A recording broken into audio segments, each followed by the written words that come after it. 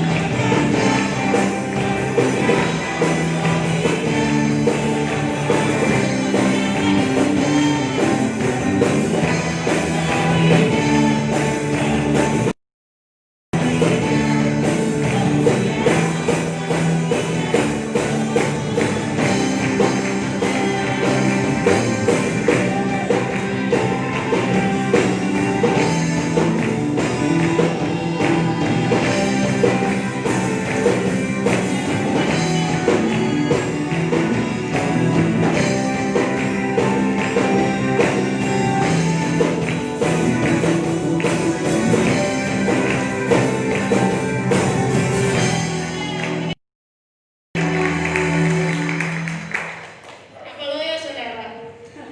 Hari ini sudah bulan di mana kita bersuka cita, kita merayakan hari kelahiran Tuhan kita Yesus Kristus, dan kita mau bersuka cita saudara. Kalau di tempat lain bersuka cita, di tempat ini juga harus bersuka cita. Amin. Haleluya. Kita mau lebih bersuka cita sebab Dia benteng kehidupan kita.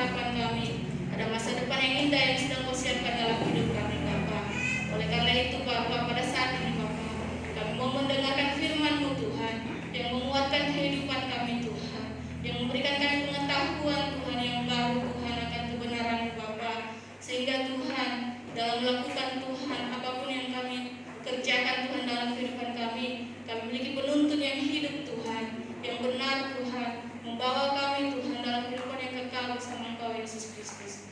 Kami berdoa Bapa untuk hamba-Mu yang akan membawakan firman-Mu Tuhan pada saat ini Bapa. Kau berikan dia hikmat yang baru Tuhan, berikan hamba-Mu Tuhan kesehatan dan kekuatan-Mu Tuhan. Kau sembunyikan dia di belakang salib-Mu Bapa, sehingga dalam setiap Tuhan ucapan yang dikeluarkan Tuhan, dalam setiap firman Tuhan yang diucapkan Tuhan, jiwa-jiwa dipulihkan Tuhan, dan pengharapan yang baru Tuhan Kau berikan dalam setiap Tuhan kami yang mendengarkan firman-Mu. Berikan kami Tuhan telinga seorang murid Tuhan dan kepintaran Tuhan untuk mengerti firman-Mu Tuhan. Nama Yesus Kristus kami berucap syukur. Haleluya. Amin.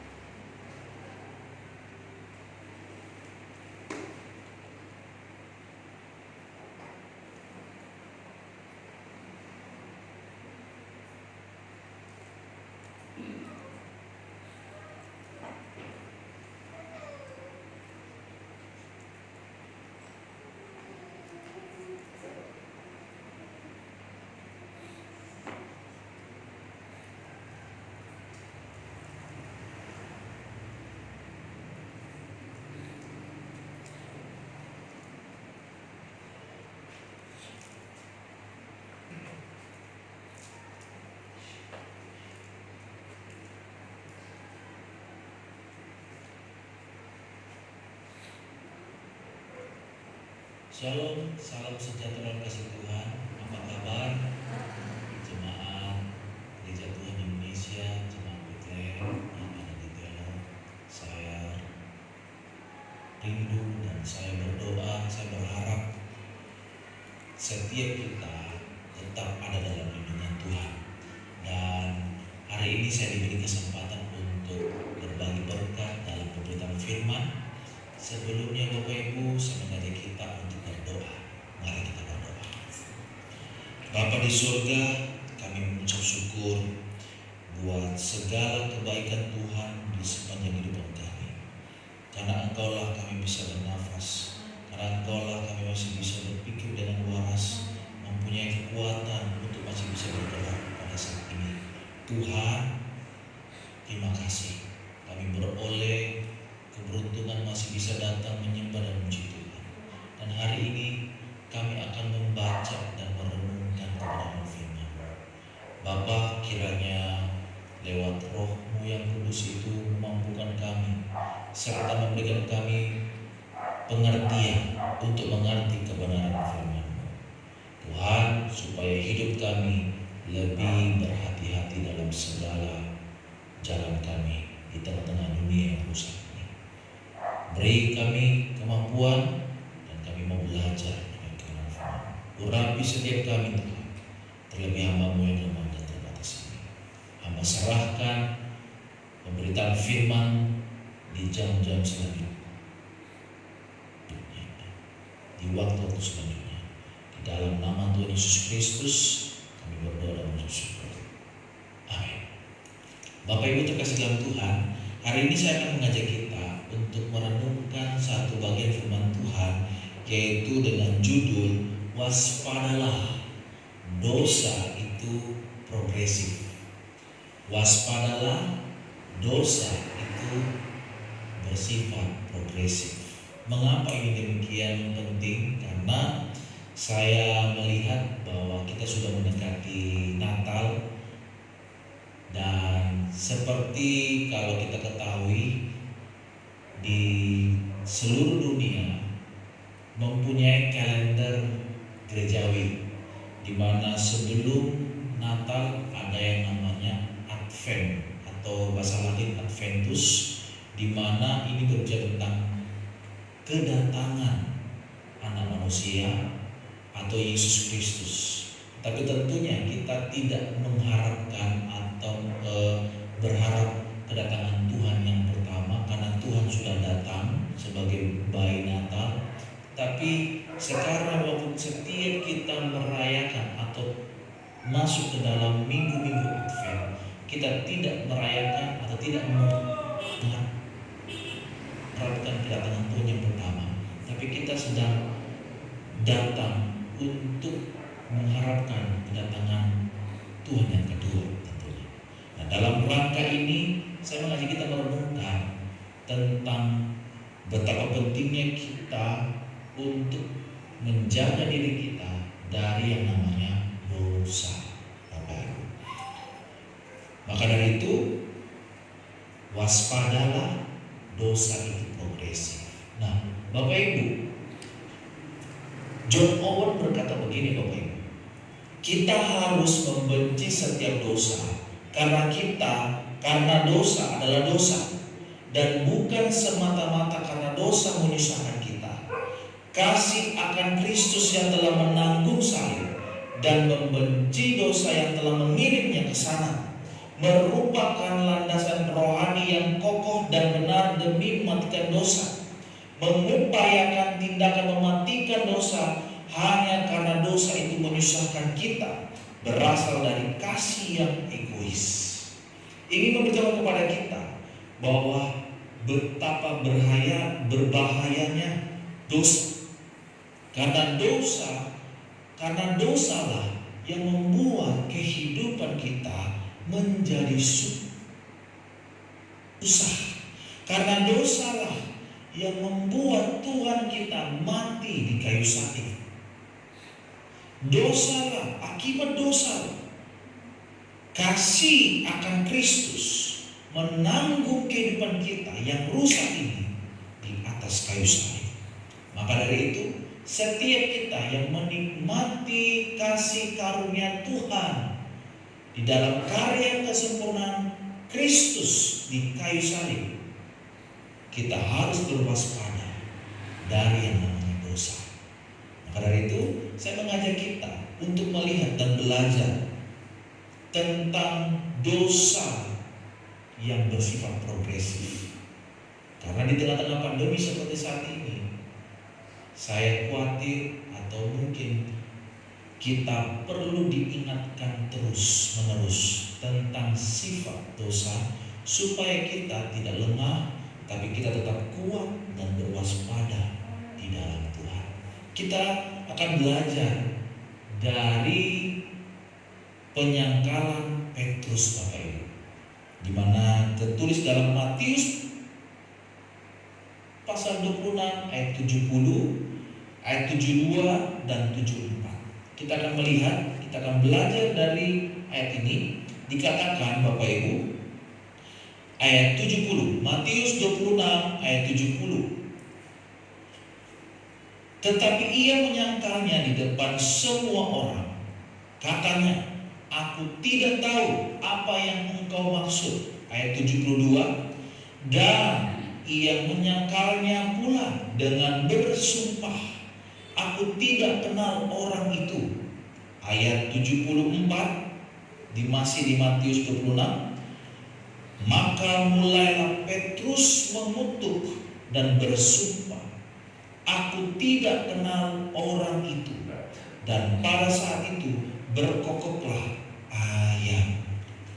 Bapak Ibu, satu hal yang patut kita waspadai dalam kehidupan kita sampai hari ini, walaupun kita sudah menerima kasih Kristus, tapi karena kita masih hidup di tengah-tengah dunia yang rusak, masih hidup memakai tubuh yang masih penuh dengan kelemahan, kita tetap harus berhati-hati dengan yang namanya dosa.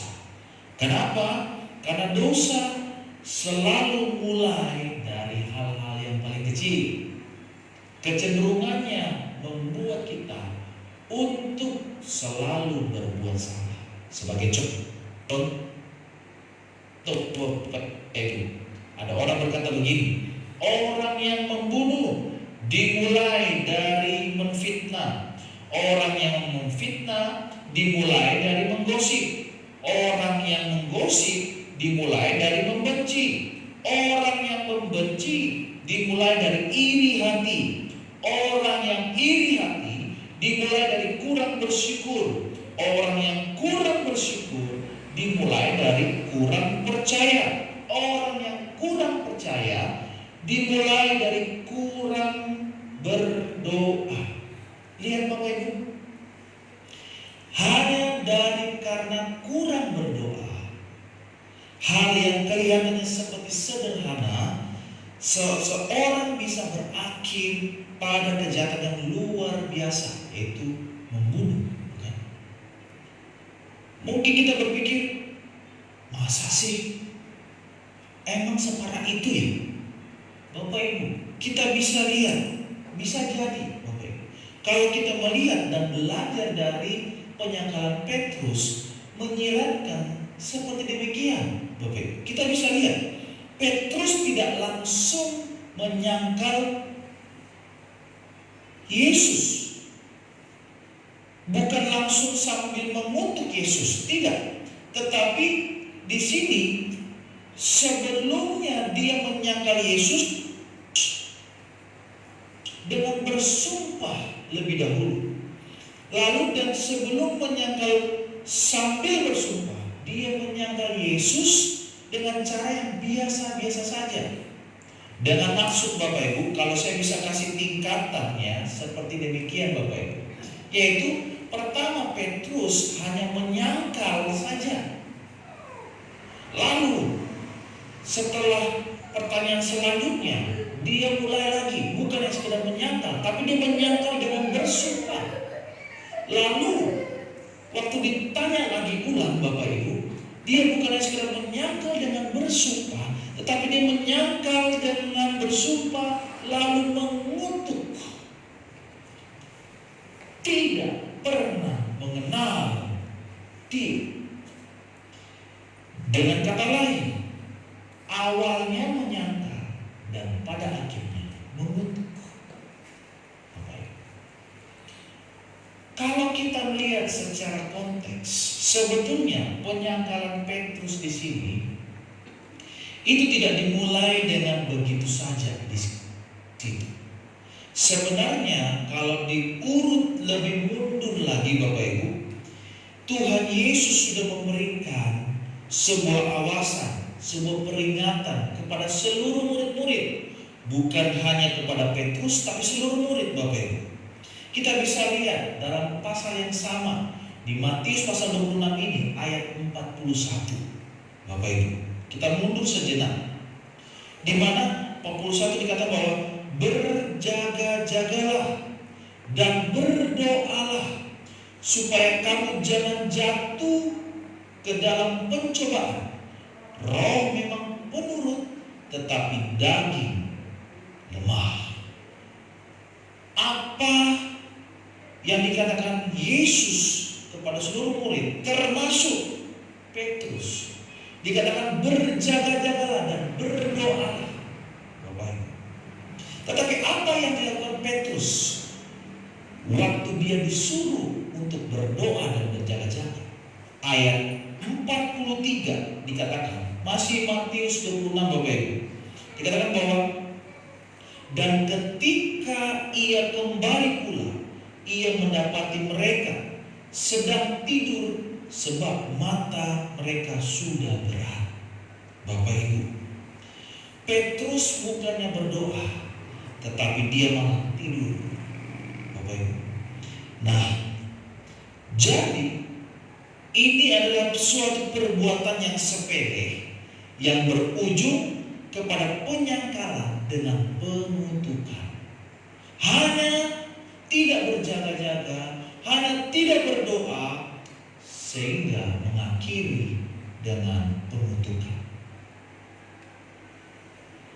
Memang betul Petrus tidak membunuh atau tidak sampai membunuh Petrus, membunuh Yesus.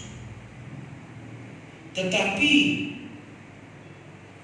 di sini membuktikan bahwa apa yang dialami Petrus lewat penyangkalannya itu membuktikan bahwa dosa itu sangat progresif, Bapak Ibu, dalam kehidupan manusia. Bukan hanya Petrus saja, Bapak Ibu. Kita bisa melihat Yudas yang pada waktu itu, di mana Yudas ketika Yesus dan beberapa muridnya ada di Taman Getsemani menemani Kristus berdoa, dia tidak ada di sana bersama-sama dengan mereka. Justru Yudas memang juga tidak sampai langsung membunuh Yesus, tetapi dengan pengkhianatannya dia langsung, secara tidak langsung, Bapak Ibu, maksudnya membuat Yesus lewat pengkhianatannya dia disalib. Yesus akhirnya disalibkan, Bapak Ibu, sehingga dia jatuh ke dalam dosa yang lebih berat lagi, Bapak Ibu.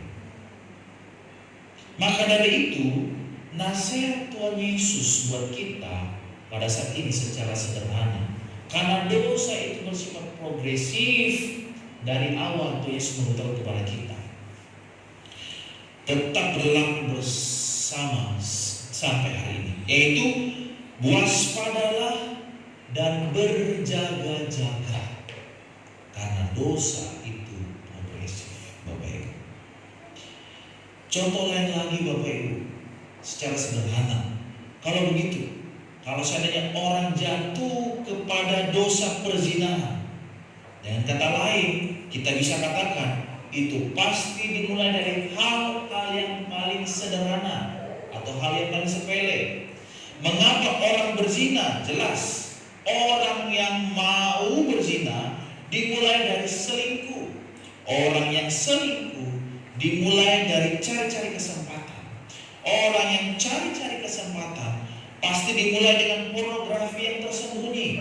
Orang yang pornografi tersembunyi dimulai dengan pikiran yang cabul. Orang yang pikirannya cabul dimulai dengan mata yang liar atau jelalatan. Orang yang matanya jelalatan dimulai dengan keinginan yang kotor. Maka dari itu Tuhan Yesus pernah berkata, Bapak Ibu, dikatakan setiap orang yang memandang perempuan serta menginginkannya sudah berzina dengan dia di dalam hatinya. Di dalam Matius pasal 5 ayat 28, Bapak Ibu. Jadi dosa perzinahan dimulai dari keinginan belaka yang tidak terlihat, yang mungkin kita anggap sepele.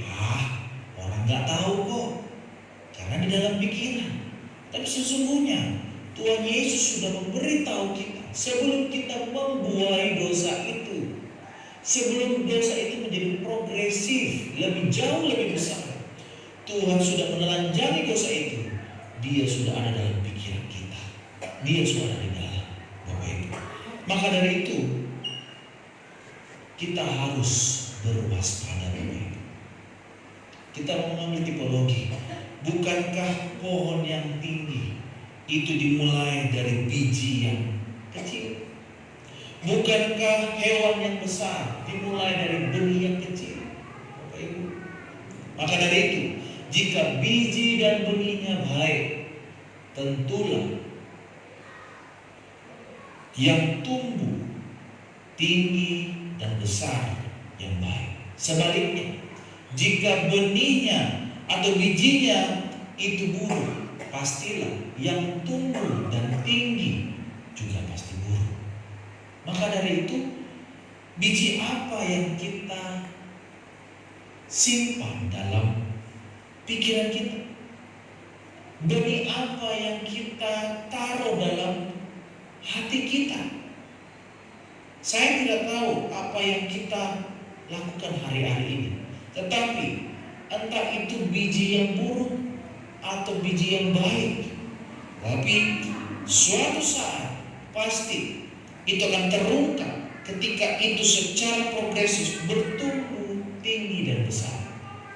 Setiap orang selalu berpikir karena hal ini hal yang sepele, jadi berpikir itu biasalah, normal lah, itu alamilah. Bapak Ibu terkasih dalam Tuhan, kita yang sudah mengecap kasih karunia Tuhan, ingatlah, dulunya kita rusak karena dosa, dulunya kita terbelenggu karena dosa, sehingga membuat kita jatuh pada kesalahan yang sama, jatuh pada kesalahan yang sama, sehingga kita merasa bersalah, guilty di hadapan Tuhan.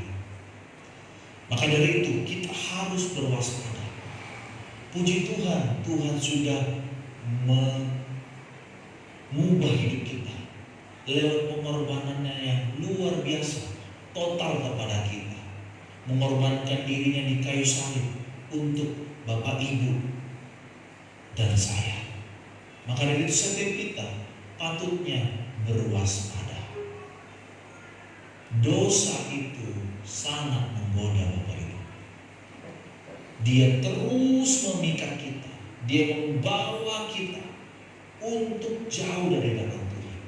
Dia memikat kita untuk tidak lebih dekat dengan Tuhan, sehingga kita lupa akan rencananya, lupa pada identitas kita, lupa pada panggilannya, dan kita menghalalkan segala cara dan tidak tahu berterima kasih dan meninggalkan Tuhan dan panggilannya dalam kehidupan kita.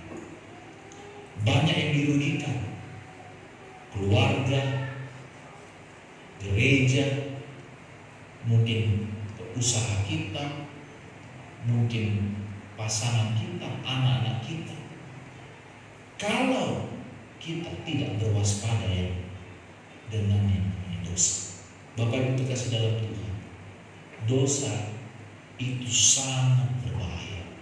Maka dari itu, pada saat ini, di tengah-tengah pandemi saat ini, Bapak Ibu, kembali saya mengingatkan kita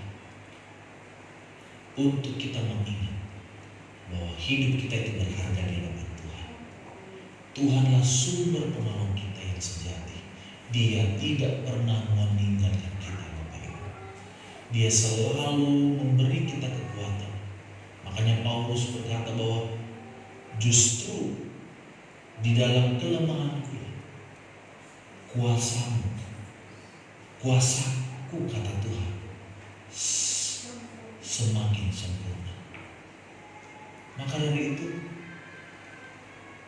setiap kita, mungkin ada yang berkata, berdalih dengan bicara tentang kelemahan, berbicara tentang keterbatasan. Saya orangnya begini, saya orangnya begitu, saya tidak mampu, saya lemah. Bapak Ibu terkasih dalam Tuhan, Tuhan sudah ada dalam hati kita. Tuhan selalu berbicara dengan keras.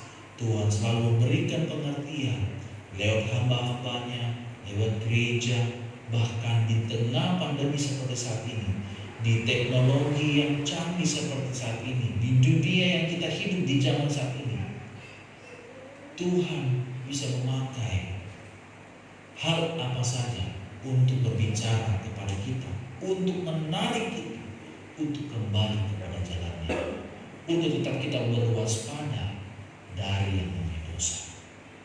Bapak Ibu terkasih dalam Tuhan, maka dari itu, benih apa, biji apa yang kita tanamkan dalam kehidupan kita?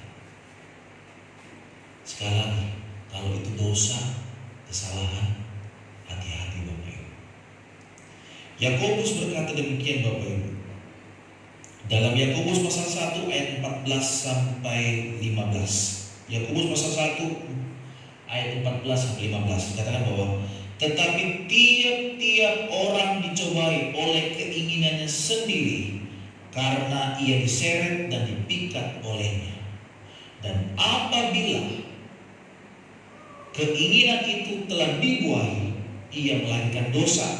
Dan apabila dosa itu sudah matang, ia melahirkan maut. Bapak Ibu, maka dari itu berwaspadalah. Saya dan Bapak Ibu tidak bisa kuat kalau kita mengharapkan dosa itu kita anggap sepele. Justru waktu dia masih berbentuk keinginan, belum dibuahi, kita harus berwaspada. Karena dari Yakobus tadi berkata, tiap-tiap orang dicobai oleh keinginannya sendiri, karena ia diseret dan dipikat olehnya. Apa keinginan kita? Anda yang tahu, saudara yang tahu.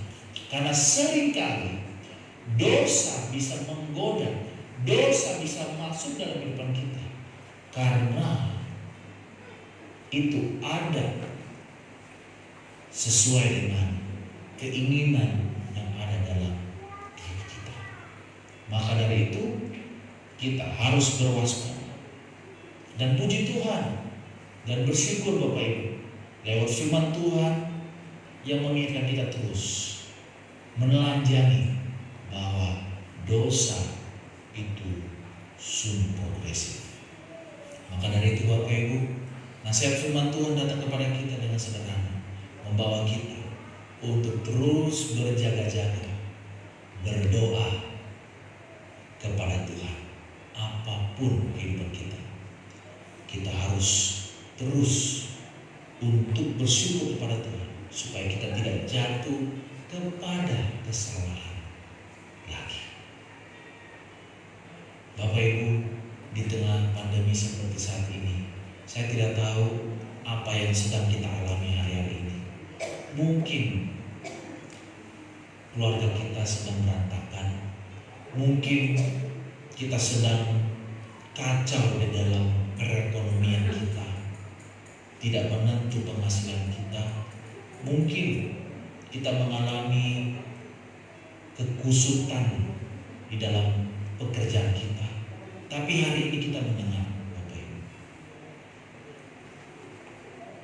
setan atau dosa itu mencoba mengambil bagian dari setiap kehidupan kita. Maka dari itu, waspadalah, berjaga-jagalah, teruslah berdoa kepada Tuhan, karena Dia sumber penolong kita yang sejati. Dialah yang mampu menolong kita, walaupun di tengah-tengah kondisi terpuruk sekalipun, Dia tetap memberi kekuatan kepada kita. Karena hanya di dalam Dia kita dapat menanggung segala perkara, mendapatkan kekuatan untuk melawan yang namanya dosa. Hanya dengan bersama dengan Tuhanlah kita dapat melawan dosa, dan kita tampil menjadi orang-orang yang lebih daripada pemenang. Bersyukurlah akan kekuatan itu, karena Tuhan menyertai kita. Mari kita berdoa. Bapa di surga, sungguh kami bersyukur buat kebenaran firman-Mu datang kepada kami dengan sederhana, menelanjangi yang namanya dosa Tuhan, yang sifatnya progresif. Tuhan, kami bersyukur buat kebenaran firman. Ajar kami terus, bawa kami terus, bimbing kami, baharui kami, supaya kami terus menerus untuk mau hidup sungguh-sungguh, berjuang walaupun di tengah-tengah kesulitan atau keterbatasan hidup kami. Ampuni segala dosa dan kelemahan kami, ampuni segala kesalahan kami, kalau baik yang kami sengaja ataupun mungkin kami merasa itu tidak sengaja.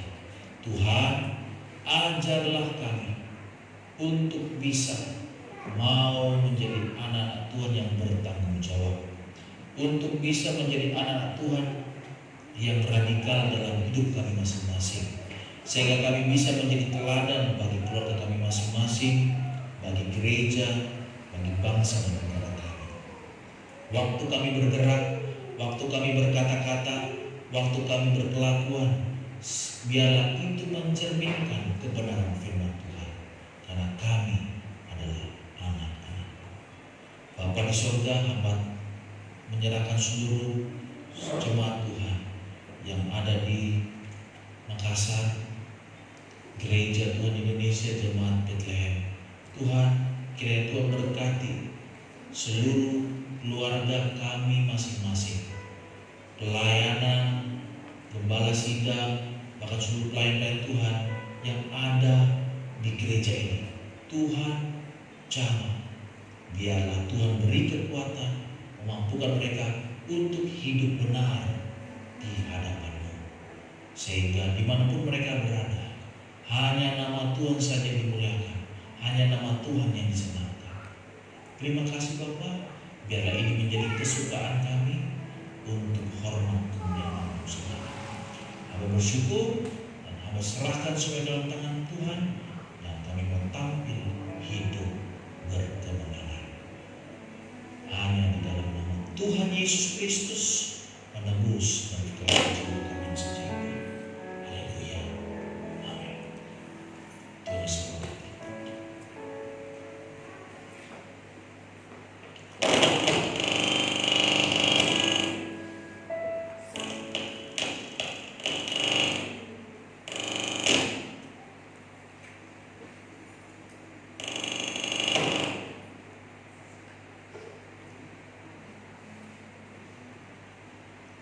Haleluya. Kita sudah diberkati oleh firman Tuhan dan saatnya kita akan membawa persembahan kita. Mari kita satu dalam doa, kita berdoa. Bapa, terima kasih Tuhan, kami sudah mendengarkan firman-Mu. Bapa, ajar kami Tuhan, untuk Kau Tuhan dalam setiap apapun yang Kau katakan dan kami kerjakan.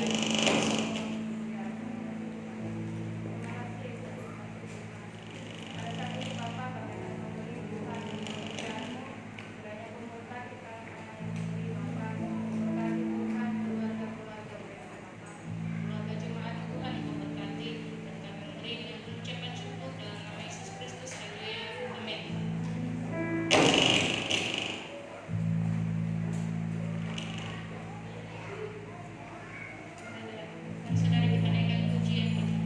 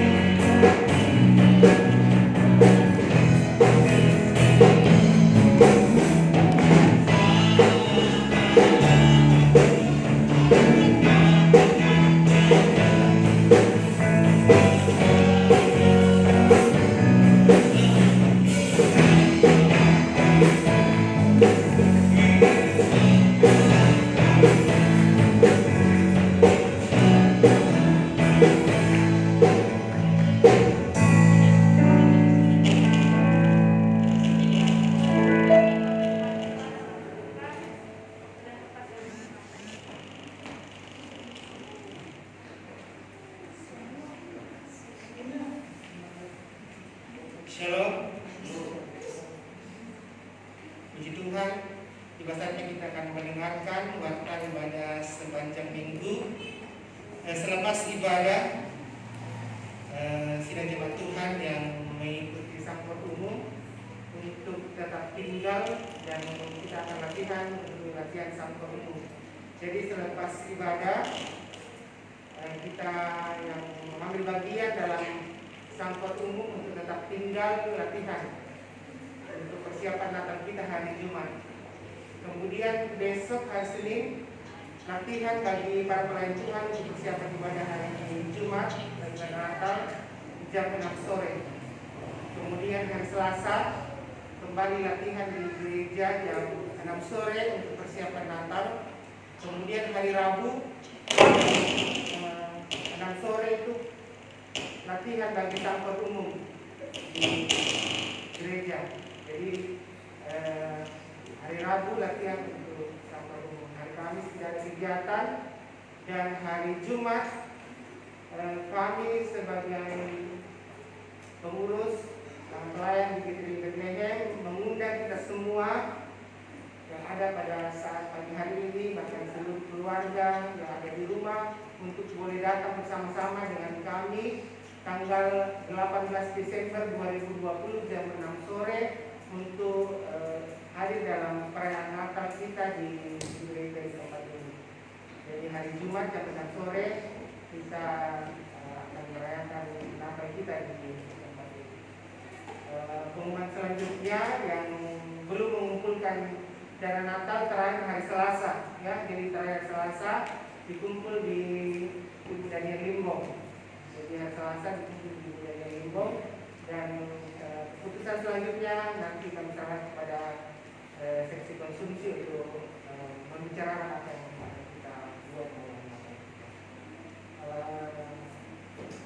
Tak henti-hentinya kembali kami menyampaikan pesan dari pemerintah untuk mencegah penyebaran virus corona, untuk tetap menggunakan masker, menjaga jarak, dan mencuci tangan dengan sabun dengan air yang mengalir. Jadi itu senantiasa menjadi kewaspadaan kita semua dalam kehidupan kita sehari-hari. Saya kembalikan kepada